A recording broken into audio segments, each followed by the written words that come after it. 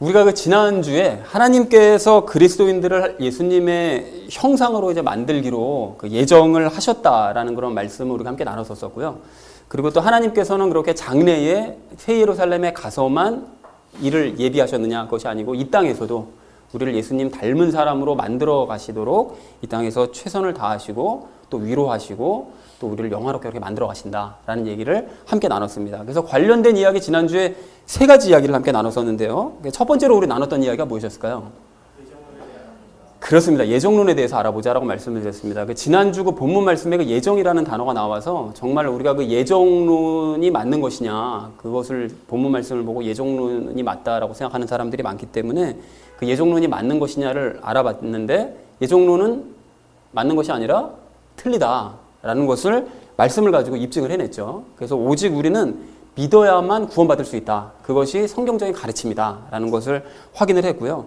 그리고 믿는 것은, 우리가 하나님을 믿는 것은 우리의 공로가 아니다라는 말씀도 지난주에 드렸습니다. 그래서 하나님께서는 구원할 사람을 예정해 두신 것이 아니라 구원의 시스템을, 믿는 사람을 구원하실 것을 예정을 해 두셨다고 이제 말씀을 드렸었죠. 그래서 만약에 예정이 맞다면 믿을 필요도 없고 예수님도 이 땅에 오셔서 돌아가실 필요도 당연히 이제 없었다라는 얘기도 이제 드렸습니다. 그리고 마지막 결정적으로 유대인들이 그렇게 구원이 예정돼 있다고 생각하고 또 믿었다가 결국은 그들이 이제 망하는 길로 갔다라는 얘기를 지난주에 이제 첫 번째로 우리 함께 나눴습니다. 자, 그런가 하면 두 번째로 우리 나눴던 이야기는 무엇이었을까요? 도전받자라고 이제 했는데요. 하나님께서 영화롭게 하신 사람들, 즉 하나님께서 예수 그리스도를 닮도록 이 땅에서 만들어내신 사람들이 선례가 있는데 이제 스데반 집사와 12 사도들과 사도 바울과 같은 그 외에 이름이 기록되지 않은 수없이 많은 사람들도 사실 예수님을 닮은 사람으로 이렇게 만들어내신 그 이야기를 우리가 나눴습니다. 그래서 하나님께서 그렇게 영화롭게 만들어 가시는 일에 최선을 다하고 수고를 다하신다면 우리도 마땅히 선배들과 함께 그 길을 따라가자라는 이야기를 두 번째로 함께 나눴었죠. 자, 그런가 하면 마지막 세 번째로 나눴던 이야기는 무엇이었을까요? 감사하자라고 했습니다. 감사하자. 그래서 삼위일체 하나님께서는 사실은 이제 우리의 부족함을 모르시는 것이 아니라 너무나 우리의 부족함을 잘 알고는 계시지만 그럼에도 불구하고 우리를 스데반 집사처럼 만들기를 결코 포기하지 않으십니다. 우리가 이 땅을 떠날 때까지 결코 그 일을 포기하지 않으시고 끝까지 우리를 영화롭게 만드시기 위해서 최선의 노력을 다하시고 심지어는 그렇게 부족한 우리를 예수님의 형제다, 자매다라고까지 이제 불러주신다라는 얘기를 확인을 했었죠. 그래서 돌이켜서 과거를 생각해보면 예전보다는 그래도 많이 영화로워진 이제 우리이기에 우리 자신의 그런 모습을 보면서 하나님께 영광 돌리고 우리가 감사하자라는 얘기를 마지막 세 번째로 나눴습니다. 자, 그래서 사랑하는 우리 나눔 있는 교회 성도님들 모두는 하나님과의 이 연합의 교리만이 가장 중요한 교리라는 사실을 여러분 분명히 깨달으시기 바랍니다. 여러분 그리고 그것을 깨달으셨다면 그 하나님의 뜻을 따라서 이 땅에서 예수님을 닮는 영화로운 삶을 더욱더 적극적으로 살아내시는 저와 여러분 되어주시기를 다시 한번 주님의 이름으로 간절히 축원을 드립니다. 자, 그래서 오늘 본문 말씀을 이제 시작하시기 전에 먼저 이제 지난주 말씀과 연결을 지어서 이제 오늘 말씀이 무엇을 말씀하고자 하시는가를 먼저 확인을 하려고 하는데요. 지난 본문 말씀이 이제 이랬습니다. 성부 하나님께서는 우리를 예수님과 똑같은 형상으로 만들기로 예정을 하셨죠. 어디를 가면요? 새 예루살렘에 가면 우리를 예수님과 똑같은 형상으로, 죄 없는 형상으로 이제 만드실 것이다. 그걸 예정을 해두셨는데 이 땅에서는 가만히 계시는 것이 아니라 이 땅에서도 나를 영화로운 삶을 살도록 계획해 놓으시고 계속 역사를 하고 계신다라는 것이 지난주 말씀이었습니다. 자, 그런데 이것이 이제 여기 영화로운 삶이라는 것이 아까 전에 말씀드렸듯이 예수님을 닮는 삶을 이야기하죠. 그런데 오늘 말씀이 이건데요. 하나님께서 이처럼 우리를 이제 위해 주시고 또한 예수님께서도요. 우리를 위해서 이제 중보를 하심으로 그렇기 때문에 우리를 정죄하거나 대적할 사람은 그 누구도 없다. 그 누구도 우리를 대적하거나 정죄할 수는 없다라는 것이 오늘 본문 말씀의 이제 내용입니다. 이제 이것을 아시는 상태로 오늘 본문 말씀을 이제 한 절씩 우리가 함께 나누도록 그렇게 하겠습니다. 자, 그래서 먼저 31절 말씀을 우리 좀 한 목소리로 읽어보실까요? 다시 한번 시작. 그런즉 이 일들에 대하여 우리가 무슨 말을 하리요? 만일 하나님께서 우리를 위하시면 누가 우리를 대적하리요? 라고 되어져 있습니다. 그런데 여러분 오늘 본문 말씀은 사실 크게 어렵진 않습니다. 그래서 본문 말씀을 좀 쉽게 설명할 수 있을 것 같은데요. 먼저 이 일들은 뭘까요? 무엇을 얘기하는 걸까요? 지난주에 있었던 그 일들이죠. 지난주 있었던 것이 방금 여기서 정리했었던 지난주 말씀. 즉 성부 하나님께서는 미래에 우리를 예수님의 형상이 되도록 예정하셨다라는 그 일과, 그리고 더하여 이 땅에서 영화롭게 우리가 될 수 있도록 인도하시는 그 두 가지 일, 그 일들에 대해서 우리가 너무 감사해서 할 말이 없다는 거죠. 그리고 그 밑에 있는 대적하리오라는 그런 말도 나오는데요. 이 대적이라는 것이 누가 대적하지 못한다는 뜻인가 하면 누가 대적하지 못하는 걸까요? 죄와 죄를 이용해 먹는 사단이 우리를 더 이상 대적을 할 수 없다라는 그런 말입니다. 하나님께서 우리를 이렇게 위해 주시기 때문에 죄는 힘을 못 쓰고 죄를 이용하는 사단도 역시 우리에게 힘을 쓸 수가 없다라는 그런 의미라는 것이죠. 그래서 이것을 전체 의미를 우리가 분석을 해보면 이렇게 해볼 수가 있는데요. 우리를 예정하시고, 장래에 이제 예정하시고 이 땅에서 영화롭게 만들어 가시는 우리 하나님께서 이렇게 우리를 위하시기 때문에 죄나 사단은 더 이상 우리를 대적할 수 없다라는 것이 31절 말씀의 내용입니다. 그런데 한 가지 의문이 생기는 것은 우리가 삶을 살다 보면 죄가 자꾸 우리를 대적하는 것 같고 사단이 우리를 자꾸 대적하는 것 같아서 좀 위축되기도 하고 힘들기도 하고 사실 그런데요 라는 생각이 들 수가 있죠. 그런데 사실 그렇게 하나님께서 위하심에도 불구하고 이것이 대적하는 것처럼 느껴지는 것은 우리가 하나님께 순종하지 않거나 협조하지 않기 때문에, 그러니까 죄를 이길 수 있도록 하나님께서 도우실 때 순종하거나 협력하지 않기 때문에 사실 이렇게 느껴지는 것일 뿐입니다. 그렇지만 근본적으로 죄를 이길 수 있는 조건은 이미 넉넉히 갖춰져 있는 상태다. 하나님의 능력으로 말미암아 갖춰져 있으니까 우리가 순종하기만 하면 된다라는 것을 마음에 담으시면 되겠습니다. 자, 그러면 구체적으로 하나님께서 우리를 어떻게 더 위해 주시나라는 것을 그 이후에 32절에서 말씀하고 계시는데요. 우리 좀 함께 한 목소리로 또 읽도록 하겠습니다. 시작. 자신의 아들을 아끼지 아니하시고 우리 모두를 위해 그분을 내주신 분께서 어찌 그 아들과 함께 또한 모든 것을 우리에게 값없이 주지 아니하시겠느냐라고 말씀을 하세요. 근데 여러분, 여기서 우리 모두를 위해라는 것은 무엇을 위하신다는 것인가 하면 우리 모두의 이제 영의 구원을 위해 내주셨다는 거죠. 예수님을 우리의 영의 구원을 위해 내주셨다라는, 그분을 내주신, 즉 예수님을 십자가에 이제 내주셨다는 그런 의미죠. 그리고 여기 보면 모든 것을 우리에게 값없이 주신다고 그러는데 여기서 얘기하시는 모든 것이 뭘까요? 뭐 부나 성공이나 아니면 내가 원하는 것들, 그런 걸 의미하나요?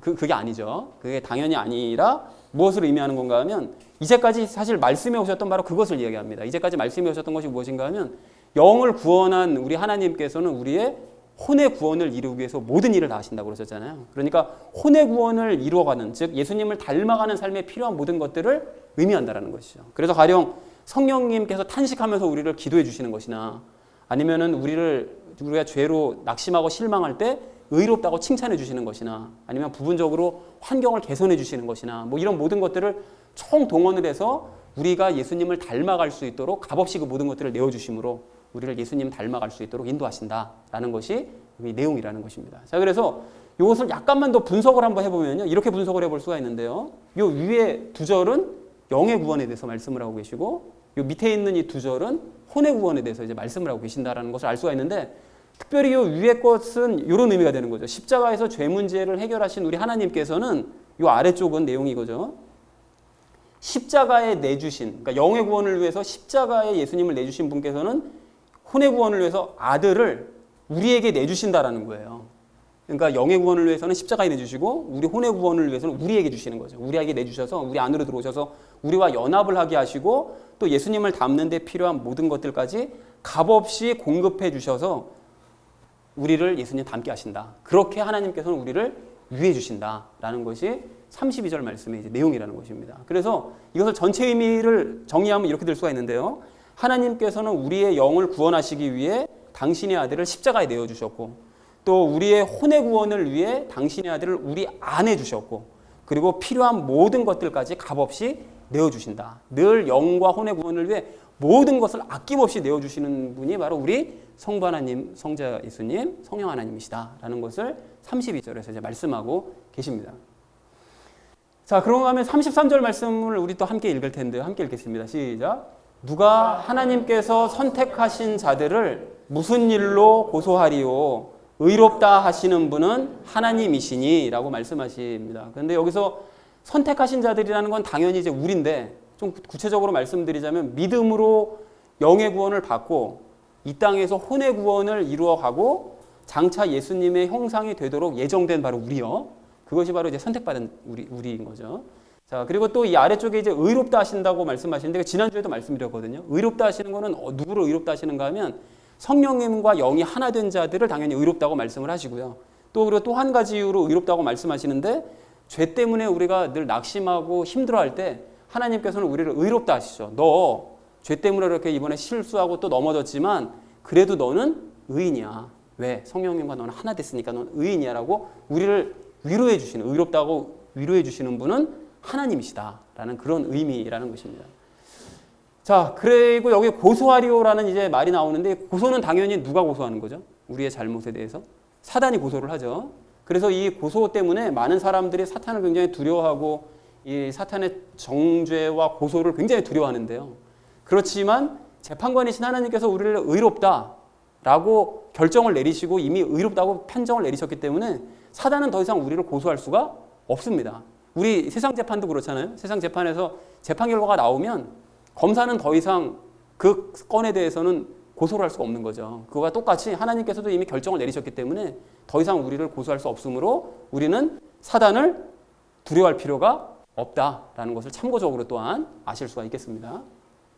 자, 그래서 33절 말씀의 전체적인 의미를 생각해보면 이런데요. 영의 구원을 받고 혼의 구원을 이루어가며 장차 예수님의 형상되도록 예정된 자들, 그 사람들이 선택된 자들인데 그러한 우리를 하나님께서는 인정하시는, 우리는 의로운 사람이기 때문에 사단은 그들을, 즉 우리를 고소할 수가 없다라는 것이 33절 말씀의 이제 내용입니다. 여러분 이해들이 되고 있으신 거죠? 네, 좋습니다. 그래서 마지막 이 34절 말씀을 보시면 이렇게 되어 있는데요. 우리 또 마지막으로 함께 읽겠습니다. 시작. 누가 정죄하리요? 죽으신 분은 그리스도시요 참으로 다시 일어나신 분도 그리스도시니 그분께서는 바로 하나님의 오른편에 계시며 또한 우리를 위해 중보하시느니라. 이 말씀이 굉장히 중요한 말씀인데요. 여러분 이것을 이제 분석을 해보시면 죽으신 분이라는 것은 당연히 예수님이 나를 대신해서 정죄받고 십자가에서 죽으셔서 이제 내 죄를 이제 책임을 져주셨다. 이제 그런 의미가 당연히 되겠고요. 그리고 다시 일어나셨다는 것도 이제 무슨 의미인가 하면 예수님께서 죽으신 것으로 끝난 것이 아니라 부활하시고 어떻게 하셨죠? 내 안으로 들어오셨죠. 내 안으로 들어오셔서 나와 연합하여 계신다라는 거죠. 우리 예수님께서는 일어나셔서 나와 함께 내 안에 들어오셔서 나와 함께 살아가신다라는 것을 의미를 내포하고 있습니다. 자, 그리고 그렇기 때문에 나는 이제 의롭고 정죄받지 않는 건데 여기 보면 하나님의 오른편에 또 계신다고 기록이 되어져 있거든요.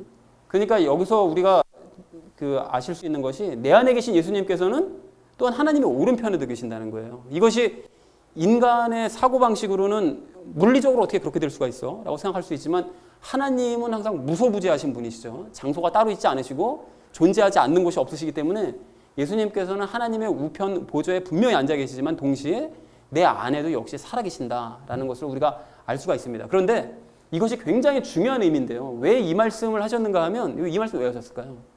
여기 예수님께서 우리를 위해 죽으시고 나와 연합하셨다는 건 알겠는데 왜 이 말을 갑자기 오른편에 앉아 계신다는 걸 왜 말씀하셨는가 하면 바로 이겁니다. 예수님께서는 하나님께도 나에게도 아주 굉장히 가까이 계신다는 거예요.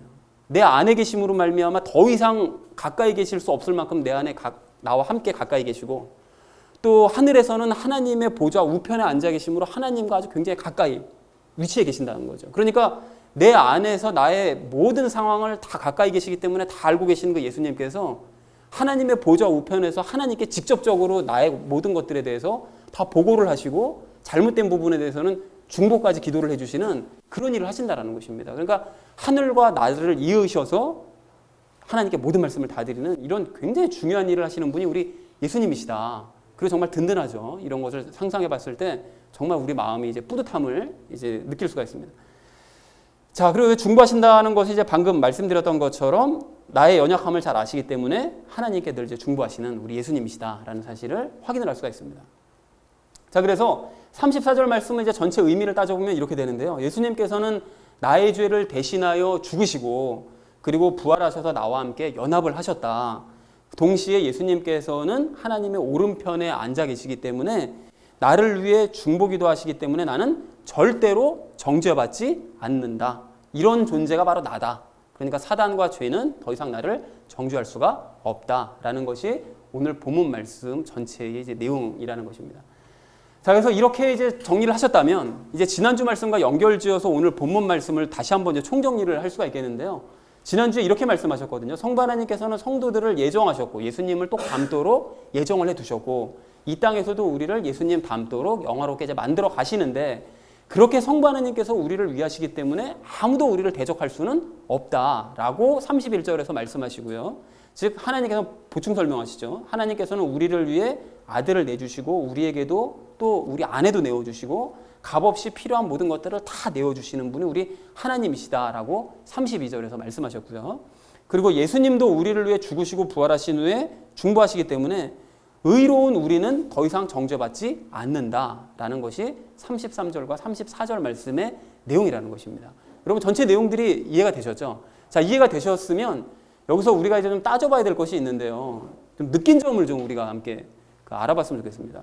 오늘 본문을 읽으면서 무엇을 알 수 있을까요? 우리가 알 수 있는 것, 우리가 이성적으로 깨달을 수 있는 것은 무엇인가 하면 아무도 우리를 대적할 수 없고 정죄할 수는 없다라는 것을 우리가 깨달을 수가 있습니다. 아, 그렇구나. 본문 말씀을 우리가 그걸 깨달을 수가 있는데 본문 말씀에 구체적으로 기록되어져 있지는 않지만 본문 말씀을 읽으면서 우리가 느낄 수 있는 것이 있는데요. 그 느낄 수 있는 것이 무엇일까요? 무엇을 느낄 수 있는가 하면 삼위일체 하나님께서 우리를 끔찍이도 사랑하시고 우리를 위해서 넘치는 수고를 하고 계신다라는 사실을 느낄 수가 있다는 거예요. 여러분 이게 느껴지시나요? 네, 느껴지시죠? 그러니까 성부, 성자, 성령 하나님께서는 그냥 우리를 내버려 두시는 것이 아니라 삶을 내버려 두시는 것이 아니라 우리의 삶 가운데 아주 깊이 개입하셔서 나를 예수님 닮아가는 삶을 어떻게든 살아낼 수 있도록 아주 굉장히 깊이 개입하시고 또 사랑하시기 때문에 그 모든 수고를 아낌없이 하신다는 사실을 말씀을 읽다 보면 절절히 느껴질 수가 있다는 것입니다. 자, 그렇다면 이제 중요한 질문을 좀 던져야 되는데요. 그렇다면 누구에게도 우리가 정죄받지 않고 하나님의 이런 사랑을 받는다면 우리가 해야 될 일은 과연 뭘까? 이런 질문을 좀 던져볼 수 있어야 된다는 거죠. 아무것도 안 하면 안 돼요. 뭐 이렇게 생각하실 수도 있는데 어쨌든 우리가 이런 사랑을 받는다면 해야 될 일이 있을 것 같습니다. 그래서 어떤 일을 해야 될 것 같으냐면 이런 거예요. 천국이 보장이 되었고 모든 것을 하나님께서 내어주신다 하시니 내가 하고 싶은 일들을 하면서 인생을 그냥 즐기면 된다. 이것이 우리가 누릴 자유고 기쁨이고 참된 복음이다. 이것이 하늘에서 뚝 떨어진 것 같은 이것이 바로 우리가 진정 누려야 될 복음이다. 맞습니까? 맞나요? 여기서 아멘 나오면 골치 아픈데 이게 맞습니까? 아니죠, 여러분. 이거 아닙니다. 이게 맞는 것 같아요. 이게 우리가 누려야 될 은혜고 복음 아닌가? 그러면 하나님께서 모든 거 다 예배해 두셨으니까 우리 살고 싶은 대로 그럼 막 살면 되는 거 아니야? 그러면 자유롭게 살면 되지 뭐 편하게 살다 가면 되지 뭐. 그렇지만 그게 아니라는 거예요. 여러분 왜 아닌가 하면 다시 한번 우리 생각해 보자는 거죠. 이 땅에서 내가 인생을 편하게 즐기고 누리라고 하나님께서 대적 막아주시고 모든 것 값없이 내어주시고 고소도 막아주시고 정죄도 막아주시고 우리를 의롭다고 칭찬해 주시고 더 편하게 너가 즐기면서 살으려고 우리를 왜 중보를 해주시는 것일까요? 그렇지 않다라는 것입니다. 너 왜 더 즐겁게 못 사니? 신나게 와서 나가 놀으라니까? 예배도 드리지 말으라고 그러면서 중보하시겠느냐고요. 절대 그것이 아니라는 것입니다. 자, 그래서 이게 절대 아닙니다. 이거 복음 아닙니다. 그렇게 되는 것은. 자, 그래서 다시 한번 질문을 던지고 싶은데요. 누구에게도 정죄받지 않고 하나님의 사랑을 받는 우리가 진정으로 해야 될 일이 무엇이냐? 무엇일까요, 여러분? 그것이 바로 무엇인가 하면 하나님의 뜻과 목적을 이루는 거예요. 지난주 말씀 27절, 28절 말씀처럼 하나님의 뜻과 하나님의 목적을 이 땅에서 이루며 살아야 되는데 하나님의 뜻과 목적이 뭐냐? 예수님을 닮는 삶을 살아내야 된다는 것이 이것이 바로 이 땅에서 우리가 해야 될 일이라는 것입니다. 무슨 뭐 교회 봉사라는 얘기 아닙니다. 무슨 뭐 나가가지고 무슨 뭐 사람들 뭐 밥 퍼주고 막 이런 봉사 열심히 하라. 물론 필요하면 하면 되는데 그런 것들에 힘쓰라는 얘기가 아니라 내가 오직 이 땅에서 해야 될 일은 예수님을 어떻게 하면 닮는 삶을 살 수 있을까? 이것을 고민하면서 살아야 된다는 것입니다. 이게 우리가 해야 될 일이라는 거죠. 자, 그래서 결론을 내리자면 하나님께서는 예수님을 닮는 삶을 우리가 살려고 할 때 내가 더 평안하게 그 일에만 집중을 할 수 있도록 대적을 막아주시고 모든 것을 값없이 내어주시고 고소와 정죄를 막아주시고 의롭다고 해주시고 중보기도를 들어주신다라는 것이죠. 여러분 이게 굉장히 중요한 말씀이니까 좀 우리 함께 읽어보실까요? 시작. 하나님께서는 예수님을 닮는 삶을 살려고 할 때 내가 더 평안하게 그 일에만 집중할 수 있도록 대적을 막아주시고 모든 것을 값없이 주시고 고소와 정죄를 막아주시고 의롭다 해주시고 중보기도를 들어주신다. 이거라는 것입니다. 우리가 예수님 닮는 삶을 살 때 최대한 그 삶을 편하게 해나갈 수 있도록 이 모든 일들을 해나가 주신다라는 것이 우리 하나님께서 하시는 일이요, 우리가 해야 될 일이라는 것입니다. 자, 그래서 이 사람들이 이런 생각을 하거든요. 가끔 이제 새벽 기도를 나가거나 아니면 금요 기도 시간 같은 때 이제 기도 제목을 들어보면 나는 하나님께서 내 인생에 도대체 무슨 뜻을 가지고 계시고 내 인생에 어떤 목적을 가지고 계신지를 모르겠어요. 그래서 만약에 그것을 알기만 하면 내가 일평생 거기 올인할 수 있습니다. 내가 하나님께서 나를 향한 뜻만 확실하게만 알 수 있다면 평생을 내가 그렇게 살 수 있습니다라고 고백하는 사람들이 많거든요. 그러니까 나를 뭔가 부자로 만들어 주시겠지. 이제 그런 기대감에 그 뜻을 내가 알기만 하면 내가 이 일에 전념하겠습니다. 이렇게 생각하는데 사실 오늘 우리는 그 뜻과 목적을 분명하게 깨달았어요. 그 뜻과 목적이 뭐죠? 그리스도인인 우리 모두가 일평생 걸쳐서 전념하고 실천해야 될 일은 단 한 가지. 하나님의 뜻과 목적은 단 한 가지. 뭐냐면 예수님을 닮는 삶을 살아내는 것이다. 이것을 알았다면 일평생 그렇게 살아야죠. 그러니까 지금 이 시간에도 수없이 많은 교인들이 그 목사님의 설교를 들으면서 하나님께서 나를 향한 하나님의 뜻을 알려고 귀를 막 세우고 있을 텐데 뜻은 한 가지입니다.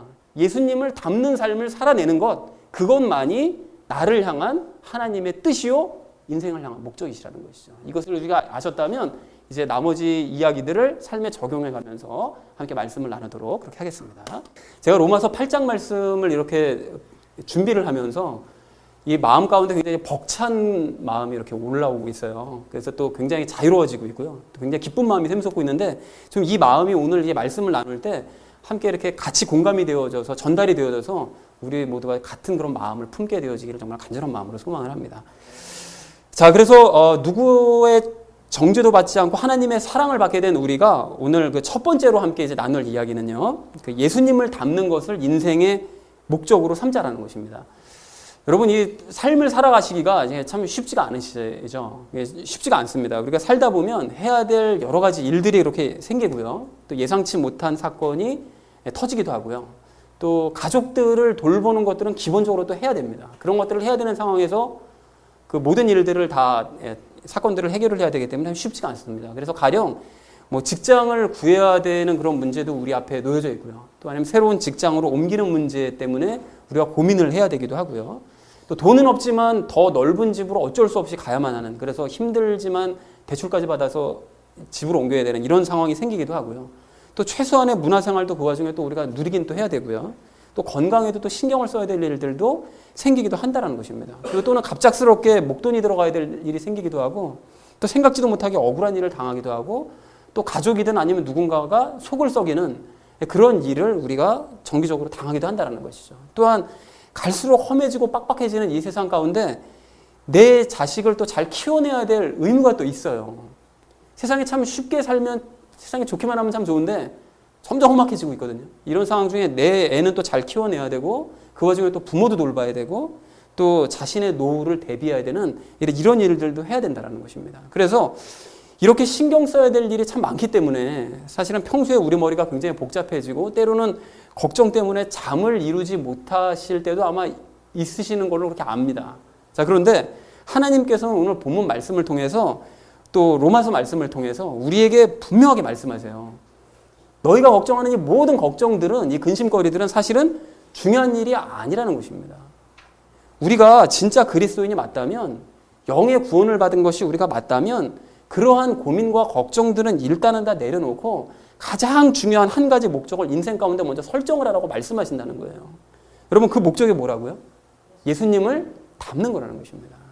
그러니까 우리가 연합이 가장 중요한 교리라고 지난주에도 말씀드렸는데, 그렇게 예수님과 내가 연합했다는 것도 사실은 궁극적으로 무엇을 위한 것인가 하면 예수님을 닮는 목적을 이루기 위해서 예수님께서 우리를 위해 연합해 주셨다는 것이죠.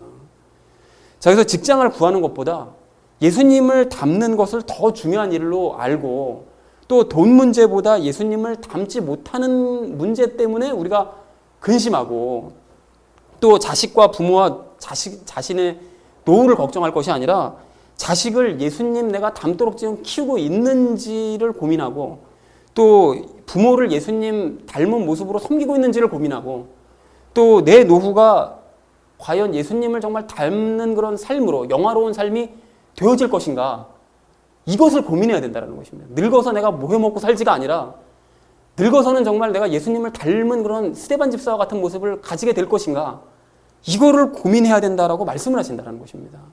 그러니까 예수님을 닮는 것 외에 우리가 이 땅에서 신경 써야 될 일은 없다. 그것보다 더 중요한 일은 없다라고 말씀을 하신다는 것입니다.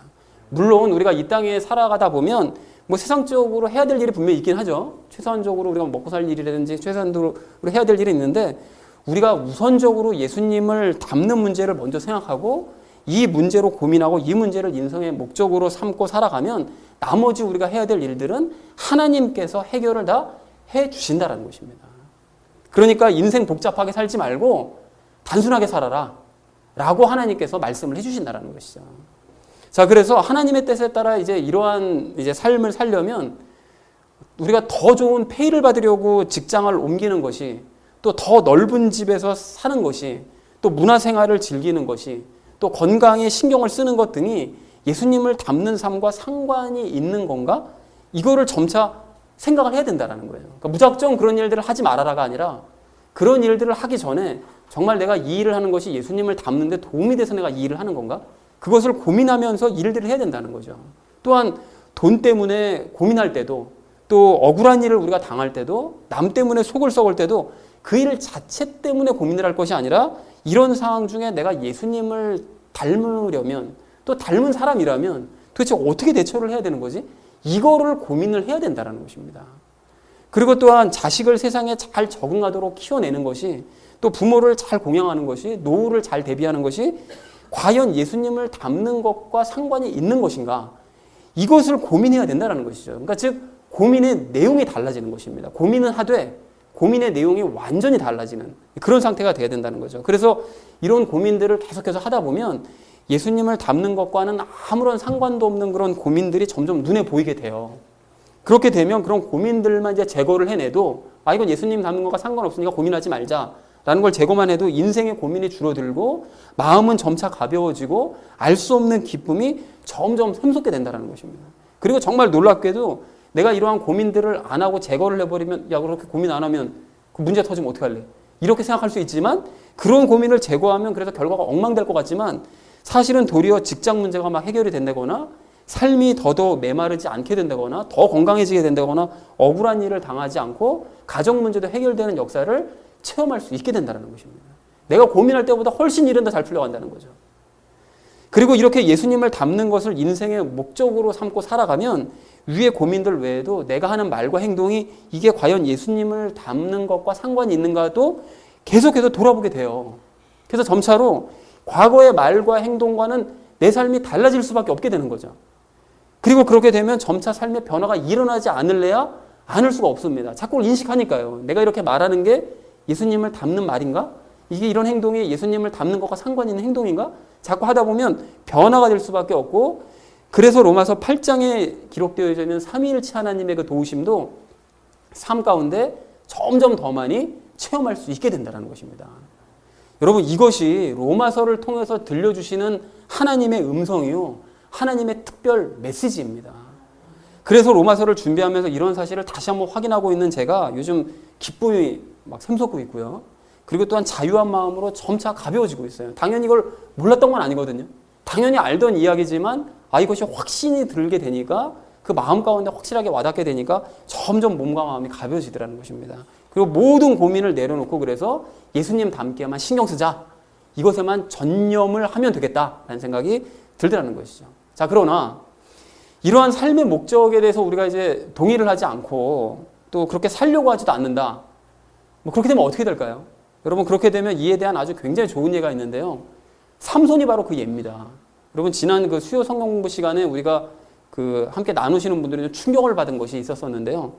그 잘 아시는 것처럼 삼손은 일평생 동안 그 재판관, 사사로서 지냈었지만 일평생 동안 하나님께 불순종했었어요. 일반 백성들보다 불순종하는 그런 삶을 살았었거든요. 그런데 그렇게 했다 결국 어떻게 됐었죠? 삼손이 두 눈이 뽑히고 족쇄로 발이 묶이고, 그래서 블레셋 땅에 가가지고 연자맷돌을 돌리는, 짐승처럼 그런 돌리는 그런 신세가 되었습니다.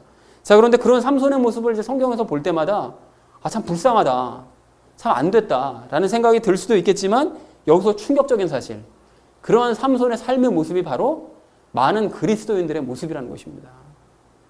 즉 영안이 열리지 않아서 하나님의 역사를 보질 못해요. 많은 그리스도인들이. 그리스도인이라 하면서도 하나님께서 무슨 일을 하시는지, 하나님이 계시는지 안 계시는지조차 보지를 못하는 채 죄의 족쇄에 묶여서 죄가 하자는 대로 행함으로 말미암아 생계 문제라는 맷돌, 돈이라는 맷돌, 또 집대출이라는 맷돌, 외모라는 맷돌, 또 자식이라는 맷돌, 노후 대책이라는 그런 맷돌을 열심히 돌려가면서 날마다 힘들어하면서도 그 자리를 벗어나지 못하고 제자리를 계속 뱅뱅 맹돌기만 하는 삼손과 같은 그러한 삶을 살아가는 그리스도인들이 참 많더라는 것이죠. 그런데 더 안타까운 것이 무엇인가 하면 자신이 삼손처럼 그렇게 불쌍하고 허무한 정말 맷돌에 매인 그런 삶을 살고 있다는 사실조차 깨닫지 못한 채 그냥 눈 멀고 족쇄에 묶이고 연자 맷돌을 돌리는 삶에 도리어 완전히 익숙해져 버려가지고 연자 맷돌을 돌리지 못하게 하면 도리어 막 화를 내고 불평까지 한다는 거예요. 과거 그 이스라엘 백성들 그 노예 생활 했었을 때 노예 생활 탈출시켜 주려고 하니까 막 짜증냈잖아요. 괜히 파라오 건드려가지고 우리 더 힘들게 됐다고. 그것처럼 막 불평까지 바쁜데 왜 방해하느냐는 거예요. 내가 여기서 조금만 좀 더 돌리면 먹을 것이 한 줌이라도 더 생기는데 왜 쓸데없는 설교해가지고 사람 마음 불편하게 만드느냐는 거예요. 그러니까 차라리 설교를 하려면 어떻게 해야 연자 맷돌 쉽게 돌릴 수 있는지 그 방법이나 알려주고, 이 족쇄가 어떻게 하면 좀 더 쉽게 좀 풀어줄 수 있는, 느슨하게 될 수 있는지 그 방법이나 좀 알려주지. 왜 쓸데없는 얘기해가지고 사람을 더 힘들게 만드느냐는 것이죠. 눈 뜰 수 있고 족쇄 풀어낼 수 있고 연자 맷돌 더 이상 돌리지 않아도 된다고 그 삶을 벗어날 수 있다고 방법을 알려주는데도 필요 없다는 거예요. 그러니까 안타깝지만 그런 사람은 계속해서 연자 맷돌 돌려야 됩니다. 정말 미안한 얘기지만. 그럼 언젠가 그러한 삶이 힘만 잔뜩 들고 남는 것은 아무것도 없는 허무한 삶이요, 인생이요. 예수님을 닮는 것과는 정말 아무 쓸데없는 짓을 일평생 동안 하면서 살아왔구나 라는 사실을 깨닫게 될 수 있을 거라는 것입니다. 그래서 사랑하는 우리 나눔 믿는 교회 성도님들 모두는 영안이 열리심으로써 예수님을 닮는 것을 인생의 유일한 목적으로 삼으시기 바랍니다. 여러분, 그리고 그것을 목적으로 삼으셨다면 이제 말과 행동과 생각과 이 모든 고민을 모두 예수님을 닮는 것과 연관지어서 하시기를 바랍니다. 여러분, 그렇게 하셔서 삶이 근본적으로 변화되시고 모든 고민과 족쇄와 맷돌로부터 자유로워지시고 또 기쁨을 누리시는 저와 여러분 되어지시기를 주님의 이름으로 간절히 축원을 드립니다. 자, 누구의 정죄도 받지 않고 하나님의 사랑을 받게 된 우리가 이제 오늘 두 번째로 함께 나눌 이야기는 예수님을 닮는 것을 신앙생활의 목표로 삼자라는 것입니다. 여러분, 방금 예수님을 닮는 것을 우리 각자 인생의 이제 목적으로 삼자라고 이제 말씀을 드렸는데요. 여러분, 신앙생활도 마찬가지입니다. 그러니까 우리가 예수님 닮는 것을 신앙생활의 유일한 목적으로 삼아야 된다는 것이죠. 여러분, 우리가 일주일에 한 번 이렇게 와서 예배 드리고 또 뭐 성경 공부하고 성경 읽고 기도도 하고 교제도 하고 봉사도 하고 헌금도 하고 뭐 전도도 하고 이런 일을 하는데요. 근데 사실 이제 많은 사람들이 자기가 세운 계획과 목표가 이게 맞는가, 내가 개인적으로 세운 계획과 목표가 맞는 것인지를 확인하기 위해서 예배 시간에 참석을 하는 경우가 참 많습니다. 그 예배 시간에 참석해서 설교 중에 혹시 내가 세운 이 계획과 목표가 하나님께서 허락하시는 것이 맞는가를 어떻게든 연관지어 보려고 예배 시간에 참석해서 그 설교를 막 귀담아 듣는 거죠. 그렇게 하기도 하고요. 또 자기가 하는 일에 복을 받으려고 예배에 참석을 하기도 합니다. 그리고 축도는 어떻게든 받잖아요. 처음 들어와가지고 찬양이 끝나고 나면 열심히 졸다가 마지막 축도 시간에 번쩍해가지고 축도는 열심히 듣는 이유가 그렇게 해야 복 받는다고 생각하니까요. 그것만이라도 들으면 복 받는다. 나머지는 다 필요 없다. 그러니까 이렇게 복 받으려는 목적으로 예배에 참석하기도 하고요. 그리고 가정 예배를 드리는 것도 복 받기 위해서 예배를 드리는 사람들이 은근히 많습니다. 그리고 또 자신이 만족을 위해서 이제 기도를 하고요. 그래서 기도를 할 때도 방언 기도도 자기가 그냥 골방 가서 혼자 기도하면 되는데 많은 사람들도 굳이 막 그렇게 방언으로 기도하는 사람들 꼭 있잖아요. 자기 만족이죠. 그런 걸 위해서 기도하고 자기 꿈을 이루기 위해서 새벽 기도, 철야 예배 기도회도 참석을 하기도 한다는 것이죠. 그리고 사업 번창을 위해서 교인들과 교제하죠. 내 사업 잘 되기 위해서 더 많은 사람들에게 명함 돌리면서 내 사업 번창시키려고요. 그러기도 하고 또 더 많은 복을 넘치게 받아보겠다고 봉사하고 전도도 해요. 일주일 동안 힘들어 죽겠는데 또 교회 와가지고 열심히 봉사하고 몸이 으스러져라 봉사하는 것은 다 무엇을 위한 거죠? 복 받기 위함이죠. 그리고 그것을 위해서 전도하는 경우도 굉장히 많다는 것입니다. 그런데 이와는 달리 안 하면 벌 받을까봐 찜찜해서 이 모든 것들을 하는 사람들도 또한 있습니다. 그런데 이러한 태도로 드리는 예배와 성경 읽기와 기도와 교제와 봉사와 전도 등은 정말 아무런 쓸데없는 행동들입니다. 아무 의미가 없는 거예요. 해봤자. 우리가 예배를 드리고 성경을 읽고 기도하고 봉사하고 교제하고 전도하는 데에는 아주 분명한 이유, 근본적인 이유가 있다는 것이죠. 그 이유가 뭘까요? 예수님을 닮기 위함입니다. 바로 그거라는 거죠. 즉 예수님을 닮는 목표를 이루기 위해서 내가 삼위일체 하나님과 더욱 교제하기 위해서 예배드리는 거예요, 여러분. 그리고 예수님을 닮으려면 예수님이 어떤 분인지 알아야 되니까 우리가 성경을 읽는 거죠. 그리고 예수님을 닮는 사람이 되려고 예수님과 더 친밀해지기 위해서 우리가 기도도 하는 것이고요. 또 교제하고 봉사함으로써 예수님 닮는 모습을 자연스럽게 드러내는 거죠. 누가 하라고 해서 봉사합니까? 복 받으려고 봉사합니까? 우리 교회 그러지 않잖아요. 하지 말라고 해도 알아서들 가서 막 설거지 하시고 막 이러시잖아요. 그렇게 하는 이유가 예수님 닮은 모습이 자연적으로 드러나는 거죠. 그리고 또한 예수님을 닮은 사람이기 때문에 우리가 예수님처럼 다른 사람들을 구해내려고 전도도 하는 것입니다. 자, 그러니까 이렇게 우리가 내 개인적인 목표를 이루기 위해서 예배드리고 성경 읽고 기도하고 봉사하고 교제하고 전도했었던 이런 기존의 이런 태도를 다 버리고 이제 예수님을 닮으려는 목적을 위해서 그런 일들을 해 나간다면 우리의 신앙생활은 아주 근본적으로 달라질 줄로 그렇게 믿습니다. 자, 그리고 이렇게 우리가 예수님을 닮겠다는 목적을 분명히 하게 되면 교회가 해야 될 일이 아주 분명히 보이고 또 나아갈 방향도 분명히 잡을 수 있는데요. 가령 예를 들어서 뭐 어떤 사람이 뭐 우리 성도님들 중에 그런 분이 안 계시지만 뭐 예배당 짓자 뭐 이런 식으로 누가 주장을 한다 그러면 건물을 짓는 것이 예수님 닮는 것과 도대체 무슨 상관이 있는 거지? 이걸 생각해 보면 됩니다. 그러면 답은 아주 간단해지는 거예요.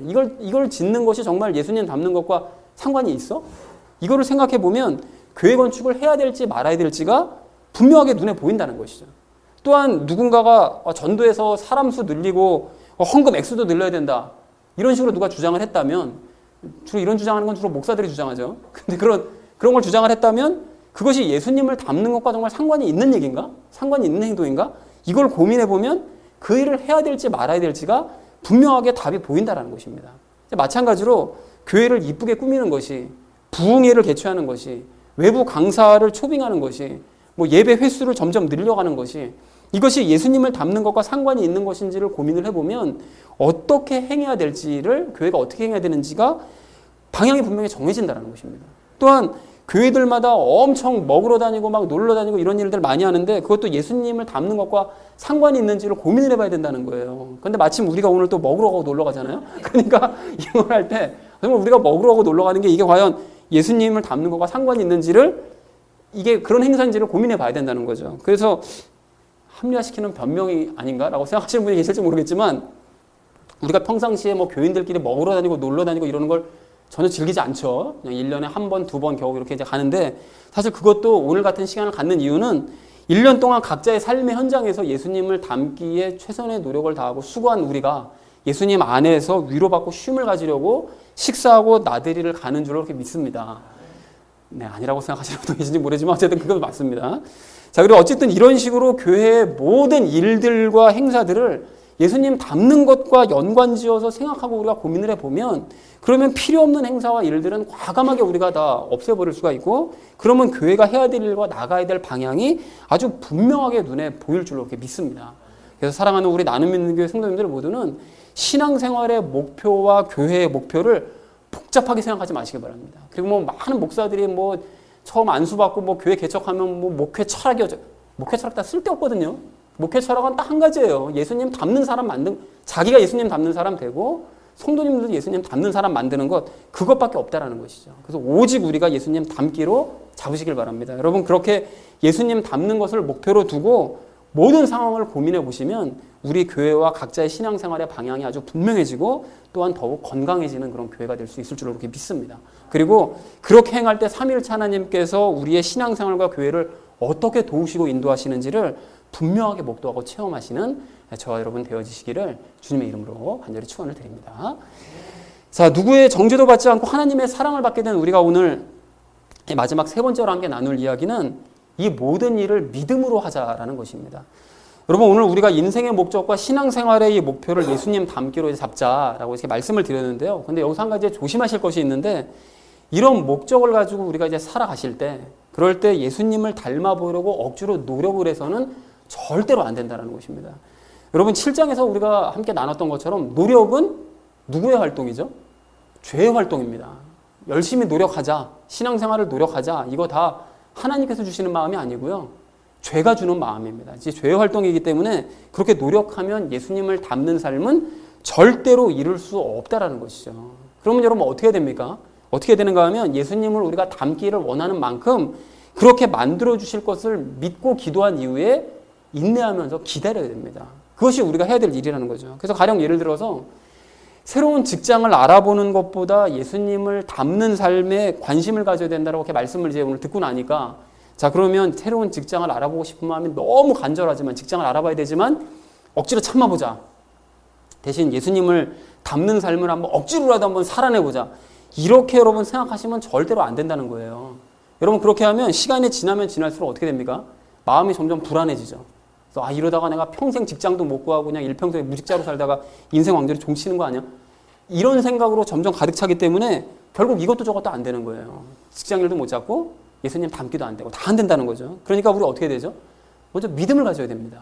어떤 믿음 가져야 됩니까? 성경에서 말씀하시기를 삼위일체 하나님께서 나를 예수님 닮는 사람으로 만드시는 것에 총력을 기울이신다고 하니, 그렇다면 나도 믿음 가지고 예수님을 닮는 일에만, 그 일에만 관심을 한번 기울여보자. 이게 본업이죠. 우리가 그리스도인으로서 해야 될. 이것에만 우리가 관심 기울여보자. 이렇게 일단 마음이 그쪽으로 쏠리는 것이 이게 중요합니다.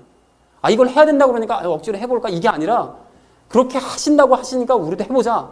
마음이 완전히 쏠려야 된다는 거예요. 그쪽으로. 그리고 난 이후에 하나님께서 그렇게 하나님의 나라와 의를 먼저 구하는 자에게 모든 것을 더해주신다고 말씀하셨으니 하나님께서 어떻게 하실지 한번 믿어보자 라고 과감히 선포를 한 이후에 예수님을 닮는 그런 삶에 전념하면서 삶을 살면서 기다려야 된다는 것입니다. 그렇게 되면 하나님의 때가 되었을 때 놀라운 기적을 체험할 수가 있게 된다는 것이죠.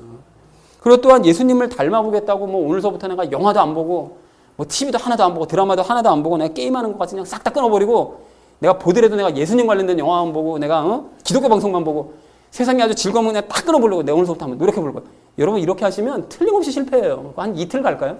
하루도 못 갈지도 모르겠어요. 여러분 어떻게 해야 됩니까? 일단 내가 이 땅에서 누릴 수 있는 이런 즐거움들, 또 기쁨들, 이런 것들을 잠시 포기하자.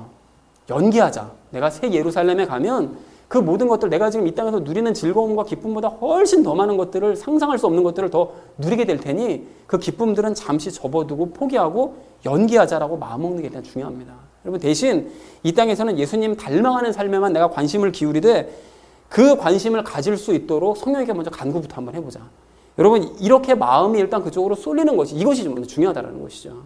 그리고는 예수님 닮기 위해서 성경을 내가 읽어보려고 노력할 것이 아니라 성경을 읽을 수 있도록 성령님께 믿음으로 간구하고 예배가 즐거워질 수 있도록 믿음으로 여러분 기도하셔야 된다는 거예요. 여러분 그렇게 하면 점차 즐거움의 내용이, 삶의 즐거움의 내용이 달라져서 성경 읽기가 재밌어지는 기적이 일어난다니까요. 이게 성경 읽기가 재미가 하나도 없잖아요, 여러분? 아멘하면 큰일인데 진짜 이것도. 성경 읽기가 재미가 하나도 없다고 느끼실지 모르지만 성경 읽기가 점점 재밌어진다니까요. 그리고 예배에 드리는 것이 즐거운 일이 됩니다. 드라마가 즐거워지고 재밌는 것이 아니라 예배드리기가 즐거워지는 거예요. 그래서 증인들이 있습니다. 우리 교회 내에도. 그리고 그런 분들이 예수님을 점차 닮아가는 모습이 보여진다는 거예요. 또한 우리가 자식을 키우는 문제도 마찬가지인데요. 자식을 예수님 닮은 아이로 키우는 건 상상 속에서 가능한 얘기지. 지금 세상이 좀 어떻게 돌아가고 있는데 우리 목사님도 이렇게 쓸데없는 답답한 소리 나고 있지? 여러분 이렇게 생각하실지 모르지만 도리어 그런 생각이 답답한 생각이에요. 그런 생각을 하고 계신다면. 여러분 만약에요. 여러분 한번 생각해 보세요. 세상이 돌아가는 방식대로 내 아이를 거기에 맞춰서 키우잖아요. 그렇게 되면 내 아이가 열심히 노력하고 공부하겠죠. 그렇게 되면 결국 어떻게 될까요? 누구처럼 되죠? 삼손처럼 되는 거예요. 결국 삼손처럼 돼서 눈이 가리워진 채 일이라는 족쇄에 발이 묶여서 일평생 동안 맷돌이나 돌리는 인생을 살 수밖에 없다는 것입니다. 열심히 공부해서 좋은 대학 들어가고 대기업 갔다고요? 성공한 인생이 됐다고요? 그래봤자 결국 삼손처럼 맷돌이나 돌리는 그런 인생이 될 수밖에 없다는 거예요. 여러분 만약에 그렇게 된다면 하나님의 아이를, 하나님께서 나에게 맡겨주신 아이를 그런 인생으로 키울 수는 없는 노릇 아니겠습니까? 우리 아이를 그렇게 키워야 되겠어요? 여러분 그러니까 또 이런 얘기 들으시고 그래? 야 그러면 오늘서부터 내가 억지로라도 성경 보게 하고 억지로라도 기도시켜야지. 이런 식으로 하시면 절대로 그 아이는 예수님 닮은 아이가 될 수가 없는 거죠. 그러면 어떻게 됩니까? 예수님 닮기를, 내 아이가 예수님 닮기를 바란다면 부모부터가 예수님 닮는 인생이 가장 중요한 인생이라는 것을 삶에 목표로 먼저 삼아야 됩니다. 삼은 상태로 아이에게 그런 삶이 가능한 삶이요, 또 가장 중요한 삶이라는 것을 인식시키고 보여줘야 된다는 것이죠. 그래서 아이 앞에서 예수님을 닮은 말과 행동을 하고, 또 아이도 예수님 닮은 말과 행동을 할 수 있도록 자꾸 알려주고 권면을 해야 된다는 것입니다. 때로 실수하더라도 내가 이렇게 연약하기 때문에, 부모지만 연약하기 때문에 실수한다. 하지만 너와 내가 한번 같이 이렇게 한번 예수님 닮아가 보자 라고 권면해야 된다는 것입니다. 그리고 내 아이가 자발적으로 성경을 보는 아이가 되고, 기쁨으로 예배드리는 아이가 되고, 수시로 하나님께 자발적으로 기도하는 아이가 되어서 결국에는 예수님을 닮은 아이가 될 수 있을 것을 믿으면서 옆에서 중보하며 기도해야 된다는 것이죠. 그렇게 아이의 성적이나 진로에 대한 고민이 아닌 예수님을 닮는 문제로 고민하면서 옆에서 믿음으로 기도를 해주면, 예수님을 닮게 하는 일에 총력을 기울이시는 우리 하나님께서 내 아이의 인생을 책임져 주실 줄로 이렇게 믿습니다. 그러니 하나님께서 하신 그 이 말씀들을 여러분 믿으시고 내 아이를 예수님께 맡기시기 바랍니다. 여러분 드리시기 바랍니다. 물론 그렇게 하더라도 내 아이가 단번에 변할 것이냐? 절대로 안 변하거든요. 내 아이가 그렇게 쉽게 바뀌지 않습니다. 그리고 변하지 않을 뿐만이 아니라 사실은 속 썩을 일들이 더 많을 수도 있어요. 그런데 그럴 때마다 우리 어떻게 해야 되죠? 그래서 하나님께서 뭐라고 그러셨어요? 아버지라고 부르짖자고 그러시잖아요. 부르짖으면서 믿음으로 기도해야 된다는 거죠. 그러면 언젠가 내 아이가 예수님을 닮아갈 아이가 될 것을 그렇게 믿으면서 답답함으로지만 인내하면서 믿음으로 기도해야 된다는 것입니다. 그렇게 하면 예수님께서 놀랍게 일하실 것이고, 그래야 할 때 내 아이도 나도 또 나아가서 내 가정도 하나님의 때가 되었을 때 놀랍게 변화가 될 수 있을 줄 그렇게 믿습니다. 그리고 이 말씀을 전하는 저도 제 아이를 더욱더 그렇게 키워가도록 하겠습니다. 자, 그리고 교회 문제도 마찬가지인데요. 교인이 늘지 않으면 교회 유지가 힘들 텐데, 아니 그럼 예수님 닮는 게 다 무슨 소용이 있겠어? 이렇게 생각을 하거나, 예배를 일주일에 한 번만 드리는데, 부흥회도 안 여는데, 새벽 기도회도 안 드리는데, 교인들이 신앙이 좋아지겠어 그래? 예수님 그러면서 예수님 닮자고만 그러는데 그게 무슨 말이야 도대체? 이렇게 생각을 하거나, 열심히 노력해서 다른 교회 교인이라도 데려오고, 예배 횟수도 늘리고, 부흥회도 우리가 열고, 새벽 기도도 열고, 이렇게 해서 그냥 으쌰으쌰 좀 해야지, 이렇게 생각하면서 노력하자고 하면 교회는 틀림없이 망합니다. 교인들의 신앙생활도 다 망해버려요, 여러분. 여러분, 많은 개척교회들이 그렇게 열심을 내자라고 노력하고 으쌰으쌰 하기 때문에, 제가 알아봤더니 예전에는 10년 전에는 한 해에 교회가 2,000개씩 문 닫는다고 그랬거든요. 요즘은 그럼에도 교회가 많이 생긴대요. 그래서 한 해에 3,000개씩이 문을 닫는데요. 요즘 더 많이 늘어서. 그렇게 노력하기 때문에 교회들이 3,000개씩 문을 닫는 거예요, 여러분. 여러분, 믿기지 않더라도, 정말 안 믿기더라도, 어쩜 그렇게 믿음들이 없지? 그렇게 믿기지 않더라도 예수님 닮기만을 교회의 유일한 목표요, 신앙생활의 유일한 목표로 잡고 교회를 예수님께 맡기면서 믿음으로 우리가 인내하며 생활하면 교회는 절대로 망하지 않습니다, 여러분. 여러분, 감히 우리 교회가 그 증거라고 정말 자부를 하는데요. 우리 교회가 이제까지 일주일에 딱 한 번 예배 드리거든요. 그것도 예배도 주일날 일부 예배 이런 거 없습니다. 그냥 딱 한 번만 예배 드리고요. 그리고 부흥회를 단 한 번도 열어본 적 없고요. 노방 전도도 제가 몇 번, 사실은 저쪽 교회에서 몇 번 해봤었는데 안 되기 때문에 포기하고 말았고요. 그리고 이제까지 그럼에도 불구하고 우리가 문을 닫지 않았을 뿐만이 아니라 도리어 더 견실해가고 있다는 것입니다. 그 이유가 뭘까요? 예수님 닮는 삶만을 강조하고 느리지만 우리가 그 일을 믿음으로 지속하고 있기 때문인 줄 이렇게 믿습니다. 그리고 도리어 교인수 늘리고 부흥회 열고 예배 횟수 늘리고 헌금 강조하고 이런 것들이 도대체 예수님 닮는 것과 무슨 상관이 있지? 이것을 끊임없이 고민하면서 그렇게 정말 하고 싶을 때도 있었죠. 그런 유혹을 끊임없이 우리가 이겨내면서 이걸 예수님과 닮는 것과 이게 무슨 상관이 있나를 고민하면서 이제까지 예수님 닮는 것에만 집중을 해왔기 때문에, 그럼 하나님께서 모든 것을 책임져 주실 것을 우리가 믿었기 때문에 그 결과 작지만 강한 교회, 교인 수는 적지만 예수님에 대한 열정과 사랑만큼은 충만한 교회가 되었고 되어가는 줄로 그렇게 믿습니다. 사랑하는 우리 나눔 믿는 교회 성도님들 모두는 노력해야 된다고 부추기는 내 안의 죄의 음성들 여러분 다 물리치시고 오직 믿음으로 예수님을 닮아가는 삶을 살아내시는 신앙생활 하시기를 바랍니다. 여러분, 그리하여 대적을 막아주시고 모든 것을 값없이 내어주시고 고소와 정죄를 막아주시고 의롭다 해주시고 예수님을 닮도록 중보해 주신 하나님의 능력을 넘치게 체험하는 우리 각자요 교회를 만들어 가시기를 주님의 이름으로 간절히 축원을 드립니다. 자, 이제 말씀을 정리합니다. 예수님을 닮는 삶에만 전념하자라는 이 말이 정말 이렇게 제가 이렇게 말씀을 드리고 난 다음에 이 말씀이 정말 쉽게 정말 이루어져서 내일서부터 당장 예수님을 닮은 삶이 사라진다 이러면 정말 아무 걱정 없겠지만 사실은 이것이 삶으로 정착되기까지는 현실적으로 여러 가지 어려운 문제들과 계속해서 부딪힐 수밖에 없습니다. 여러분 왜 그럴까요? 왜 그런가 하면 이유가 있는데요. 내 안에 있는 죄 때문에 그렇습니다. 우리 안에 있는 죄가 계속해서 문제를 제기해요. 무슨 예수님을 닮겠다고 네가? 그리고 너가 지금 이게 살아가야 될 문제가 이게 널리고 널렸는데 지금 그게 문제냐? 이런 식으로 계속 문제 제기하고 의심을 하게 만들기 때문에 계속해서 현실 문제와 부딪힐 수밖에 없다는 거예요. 그래서 여기서 중요한 꿀팁을 제가 하나 알려드리려고 하는데요. 여러분 지난주 금요일 큐티 내용 기억하시나요? 지난주 금요일 날 그 바울이 자기가 천국 갔다 왔다는 체험을 고백을 했거든요. 근데 그 제가 예전에도 우리가 함께 그 고린도 후서 말씀을 설교 시간에도 함께 나눴었는데 그때 바울이 고백을 한 것이 천국 갔다 온 고백을 한 이유로 정말 너무 좀 허무하게도 자기의 연약함을 자랑을 합니다. 자기가 천국 갔다 왔다는 걸 막 자랑하고 막 하늘에서 뭘 받고 내가 무슨 일을 들었고 이걸 자랑하는 것이 아니라 그거는 내가 말하는 것은 불법이다 라고 얘기하고는 도리어 나는 정말 연약한 사람이야. 이걸 도리어 엉뚱하게도 자랑을 하고 있더라는 거예요. 그래서 여러분 그래서 자기는 그리스도의 권능을 체험하고 있더라고 얘기를 하더라는 것입니다. 그런데 거기서 얘기하는 연약함이 무슨 뜻이라고 그랬었죠? 여러분 이것이 우리가 로마서 8장 26절 말씀을 나눌 때도 말씀을 드렸지만 뭐에 대한 연약함입니까? 죄에 대한 연약함, 죄에 대해서 육신이 연약한 것, 죄에 대해서 쉽게 무릎 꿇을 수밖에 없는 바로 이런 상태, 이것을 연약함이라고 얘기했습니다. 그러니까 바울은 천국에 다녀온 체험을 한 이유로 죄를 내가 더 잘 이기게 되었어 라고 허풍을까지 떨면서 자랑을 하는 것이 아니라 도리어 나는 천국 갔다 오고 나니까 죄에게 더 쉽게 무릎 꿇게 되더라. 이걸 도리어 자랑을 하더라는 거예요. 제가 예전에도 말씀을 드렸었죠. 죄 없는 육신을 입어온 상태를 경험해보고 그 이후에 죄 있는 육신을 다시 입고 살려니 죄에게 더 쉽게 무릎 꿇을 수밖에 없었겠죠. 그래서 그것을 자랑하는데 그것을 자랑하고 인정하면서 자백을 했더니 도리어 하나님의 권능이 자기 위에 더 충만하게 임하게 되었더라. 체험하게 되었더라. 이걸 선포하더라는 것입니다. 바로 이거라는 거예요, 여러분. 예수님을 닮는 삶을 살고자 할 때 우리 안에 있는 죄가 우리를 가만히 내버려 두지 않고 어떻게든 우리가 예수님을 닮은 삶을 살지 못하도록 아주 발악을 합니다. 있는 믿음마저 없애버려요. 어떻게든 무릎 꿇게 만들고 실제로 무릎 꿇거든요. 굉장히 더 자주 무릎을 꿇을 수가 있습니다. 그런데 그럴 때 우리가 죄를 억지로 눌러보려고 막 노력을 할 것이 아니라 그렇다고 내가 어떻게든 예수님을 닮은 삶을 살아내야 돼 라고 억지로라도 노력하려고 여러분 하실 것이 아니라 어떻게 됩니까?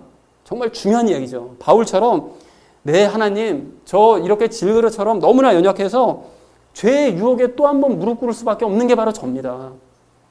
저 그래서 예수님을 제 힘으로는 도저히 살아갈 수 없는 게 닮아갈 수 없는 게 바로 저예요 예수님 라고 솔직하게 인정을 하자라는 것입니다. 그걸 빨리 인정을 하자라는 거예요. 그렇게 되면 바울이 고백했던 것처럼 예수님의 권능이 우리 위에 머무르게 될 줄로 믿습니다. 여러분 죄를 이길 수 없음을 그렇게 솔직하게 자백하시고 할 수 없음을 고백하는 우리에게 예수님께서는 능력을 베푸시고 우리를 위해 중보하심으로 말미암아 역으로 우리가 예수님을 닮아갈 수 있도록 만들어 가신다라는 것이죠.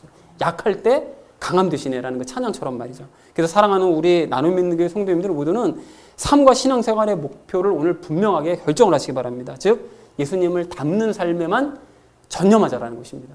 이 진심이 전해지고 공감되어지기를 정말 소망을 합니다. 여러분 그러나 그 일을 믿음으로 맡기시고 연약함을 고백하면서 함께 걸어가심으로써 우리가 예수님의 권능을 체험하는 우리 모두가 되기를 소망합니다. 그렇게 하셔서 언젠가 예수님을 닮은 나 자신과 형제 자매들을 바라보면서 서로 기뻐하시고 하나님의 큰 기쁨이 되는 우리 각자의 교회 되어지시기를 주님의 이름으로 간절히 축원을 드립니다. 우리 함께 기도하겠습니다.